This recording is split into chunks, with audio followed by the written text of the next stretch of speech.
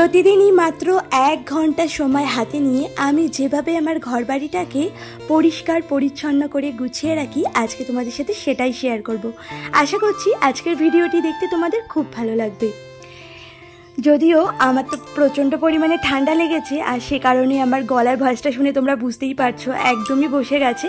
তো তোমরা আমার গলার ভয়েসটাকে প্লিজ একটু ইগনোর করো, আর ভিডিওটিকে দেখে আমাকে প্লিজ একটা কমেন্ট করে বলো তোমাদের কেমন লেগেছে আজকের ভিডিওটি। আর ভালো লাগলে আমার চ্যানেলটিকে সাবস্ক্রাইব করে আমার পাশে থাকতে পারো।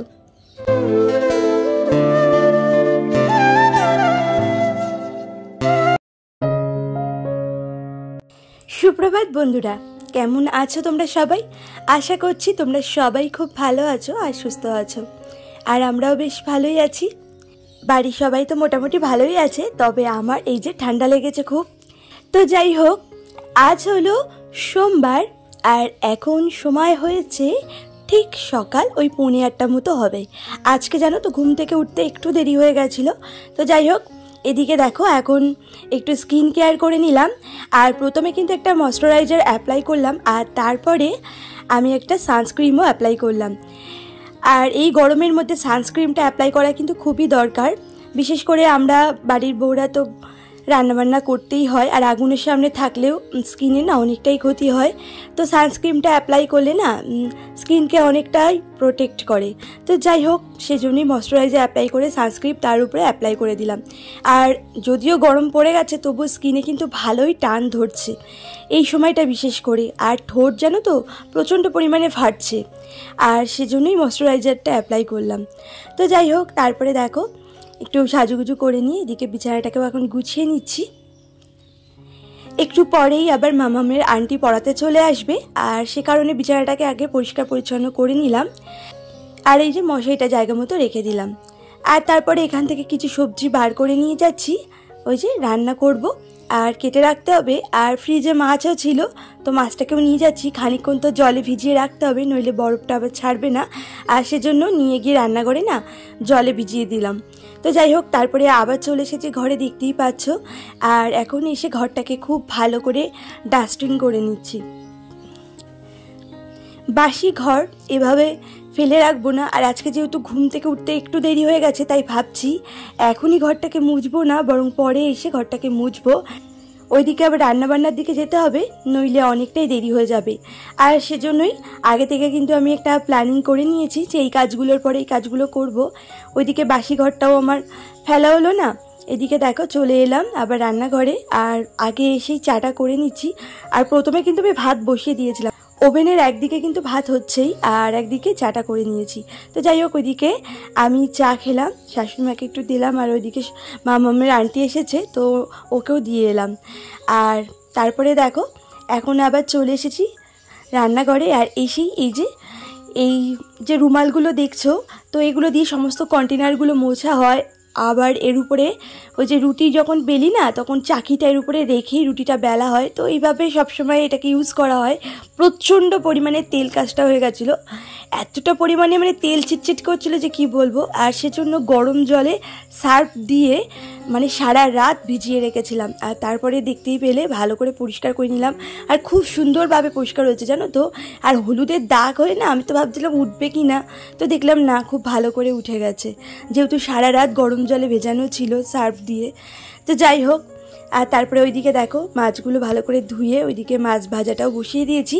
আর মাছ ভাজাটা হতে হতে এদিকে ওই গতকালকের যে বাসনগুলো ছিল গামলাতে জল ঝরানোর জন্য, সেগুলো একটু গুছিয়ে রাখলাম।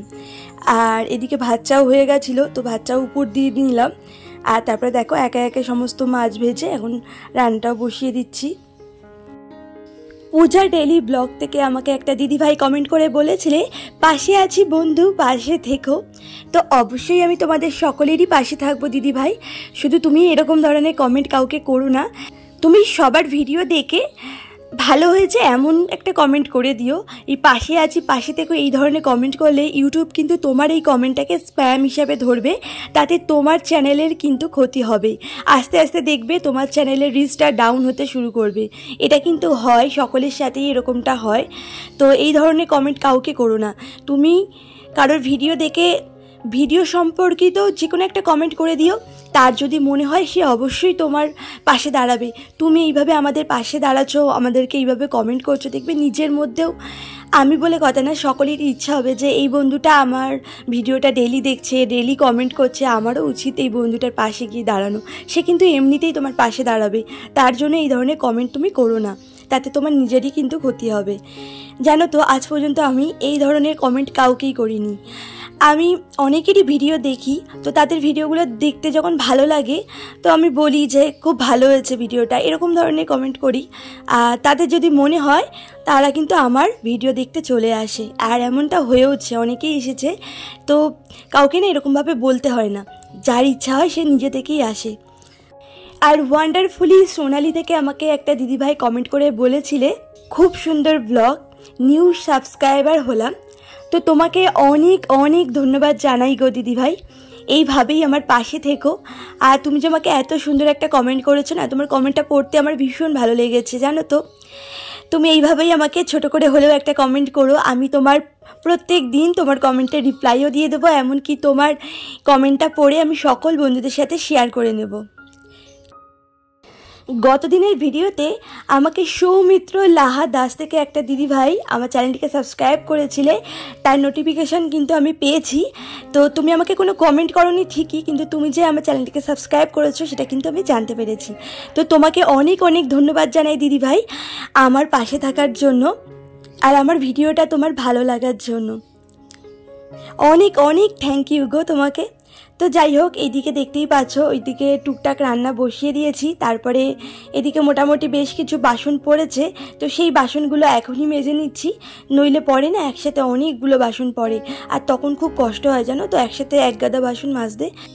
তো যাই হোক, এদিকে দেখো বাসন টাসন মেজে সিনটাকে খুব ভালো করে মেজে পরিষ্কার করে নিচ্ছি। আর আমি জানো তো এভাবেই যখনই বাসন মাজি তখনই সিনটাকে ভালো করে মেজে নিই, তাতে না সিনটা সবসময় পরিষ্কার থাকে। আর এতে কিন্তু সংসারে পজিটিভিটিও তৈরি হয়, সিনটাকে কিন্তু কখনোই নোংরা অবস্থায় ফেলে রেখে দিতে নেই। তো যাই হোক, আর এদিকে দেখো আমি যে কাচের পাত্রটা ধুলাম ওটার মধ্যে কিন্তু আমি নুন ঢালি, আর কাচের পাত্রের মধ্যে নুন রাখলে জানো তো নুন একদমই জল জল ভাব আসে না, আর নুনটা বেশ ভালো থাকে। তুমি যেমনভাবে নুনটাকে রাখবে তেমনভাবেই থাকবে। আর বর্ষাকালে তোমরা সকলেই জানো নুনটা কেমন জল জল ভাব চলে আসে, তো কাচের পাত্রে রেখে দেখবে একদমই জল জল ভাব হবে না। আর কাচের পাত্রে রাখাও নাকি খুবই শুভ, এটাও আমি শুনেছিলাম, মানে নুন নাকি কাচের পাত্রে রাখা সব থেকে বেশি শুভ। আর অবশ্যই নুনের ঢাকনাটা যেন নীল রঙের হয়। সংসারের মঙ্গলের জন্য আমাদের গৃহবধূদের কিন্তু অনেক কিছুই মেনে চলতে হয়, আর এমন অনেক কিছু আছে জানো তো যেগুলো মেনে চললে আমাদেরই সংসারের মঙ্গল হয়। তো যাই হোক, ওইদিকে রান্নাটা বসিয়ে দেখো ওইদিকে একটু গ্যাসটা কমিয়ে দিয়ে এসেছি, এখনও আরেকটু সেদ্ধ হবে। আর এইদিকে দেখো চলে এসেছি ঘরে, আজকে মাত্র 1 ঘন্টার সময় নিয়ে ঘর বাড়িটাকে খুব ভালো করে না একটু ক্লিন করে নেব। আর এই প্রত্যেকটা জিনিসে যা ধুলো পড়ে, পাশে জানলা আছে তোমরা দেখতেই পাচ্ছ, ওই জানলা দিয়ে হেভি ধুলো আসে জানো না, সবসময় তো গাড়ি ঘোড়া চলতেই আছে, তো চলতেই আছে। আর জানলাটা না খুললে তো একদমই হয় না, আমাদের ঘরটা না এমনিতেই একটু অন্ধকার অন্ধকার ভাব, তার উপরে জানলাটা না খুললে তো আলো বাতাস ঘরে প্রবেশ করবে না, আর সেজন্য জানলাটা তো খুলতেই হয়, তো কি করা যাবে। আর এদিকে ঘর বাড়িটার অবস্থাও সেরকম হয়, তো এই মাঝে মধ্যে চেষ্টা করি ঘরবাড়িটাকে না খুব ভালো করে সমস্ত কিছু যা যা আছে খুব ভালো করে ক্লিন করে নেবার।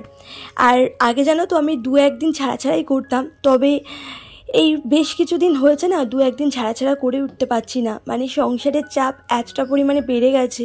ওইদিকে সোনামাও একটু একটু করে বড় হচ্ছে, ওর পড়াশোনার চাপও বেড়ে যাচ্ছে, ওইদিকে ওকে পড়াতে হচ্ছে, তো এই সমস্ত নানা চাপে আর আমার শরীরের অবস্থাও না অতটা ভালো নেই। তোমরা হয়তো আমাকে দেখে ভাবছো আমি হয়তো খুব ভালো আছি, কিন্তু ঠিক তা না। আমি সবসময় এমনি হাসি খুশিতেই থাকি, তবে ভিতরে ভিতরে যে কত কষ্ট হয় সেটা আমি একমাত্র জানি। আমার জানো তো দুটো অপারেশন হয়েছে পরপর, আর এই আমার কানের ভেতরে না হাড়ে ইনফেকশান হয়ে হাড় ক্ষয় হয়ে গেছিলো, মানে হাড়ে পছন্দ ধরে গেছিলো, তো ওই হাড়টা যেন কেটে বাদ দিতে হয়েছে। একটা অনেক বড় অপারেশন হয়েছে, 4-5 ঘন্টা ধরে আমার অপারেশনটা হয়েছে, তাও আবার জানো একদম পুরো আমাকে অজ্ঞান করে দিয়েছিল। তো তাও বেশি দিন হয়নি, এই বোধহয় 6 মাসে পড়েছে। আর সেই অপারেশনটা হবার আগে থেকে এমনকি হওয়ার অনেক পরে পর্যন্ত আমাকে কত কত ওষুধ খেয়ে যেতে হয়েছে। আর এত পরিমাণে অ্যান্টিবায়োটিক ওষুধ খেয়ে খেয়ে আমার চেহারার অবস্থা তো দেখতেই পাচ্ছ, কেমন গবলু গবলু হয়ে গেছি। আর আগে যেন তো আমি অনেকটাই রোগা পাতলাই ছিলাম, আর এত অ্যান্টিবায়োটিক খেয়ে খেয়ে না ফুলে গেছি।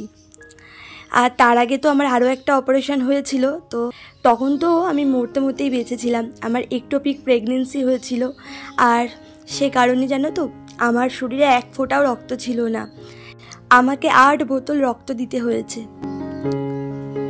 আর প্রেশার ফল্ট করে যাচ্ছিল, যেহেতু রক্ত শূন্য হয়ে গেছিলো, আর বারবার অজ্ঞান হয়ে আমার কপাল টপাল ফেটে চুরচার হয়ে গেছে। তোমরা আমার মুখের দিকে দেখলে হয়তো বুঝতে পারবে, কপালে আমার 2 জায়গায় ফাটা আছে, মুখেও ফাটা আছে, নাকের ভেতরেও অনেক চোট পেয়েছি, ভিতরেও দাগ আছে। বাইরে যেহেতু নাকটা ফেটে যায়নি তাই বাইরে দিয়ে দাগ হয়নি, ভিতরে চোট পেয়েছিলাম তো সেখানে একটু দাগ আছে, আর অনেক রক্ত বেরিয়েছে।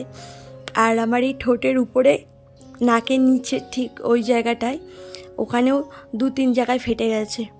মানে এত জোরে অজ্ঞান হয়ে 2বার পড়ে গেছি না পরপর, যে কি বলবো। আর তাও আবার ওই অবস্থায়, বুঝতেই পারছো আমার কি অবস্থা হয়েছিল। ঠাকুর আমাকে নিয়ে নিতে গেছিলো, তবুও আবার দেখো পাঠিয়ে দিয়েছে, বোধহয় আমার মেয়ের জন্যই। আমার মেয়ে তো এখন খুবই ছোট, আমি মরে গেলে ওর কি হতো। তো যাই হোক, এদিকে দেখো তোমাদের সাথে বকবক করতে করতে ঘর বাড়িটা খুব ভালো করে পরিষ্কার পরিচ্ছন্ন করে গুছিয়ে নিলাম, আর এরপরে ঘরটাকে খুব ভালো করে মুছে নিচ্ছি। তো চলো বন্ধুরা, আজকে ভিডিওটা এই পর্যন্তই। ভিডিওটি তোমাদের কেমন লাগলো আমাকে কমেন্ট করে জানাতে একদম ভুলো না। আর ভালো লাগলে আমার বন্ধু হয়ে আমার পাশে থাকতে পারো, তোমাদের কাছে শুধু এইটুকুই অনুরোধ। আর সবাই ভালো থেকো, সুস্থ থেকো। আবারও চলে আসবো কালকে নতুন একটা ভিডিও নিয়ে, ঠিক সন্ধ্যে 7:30টায়। টাটা।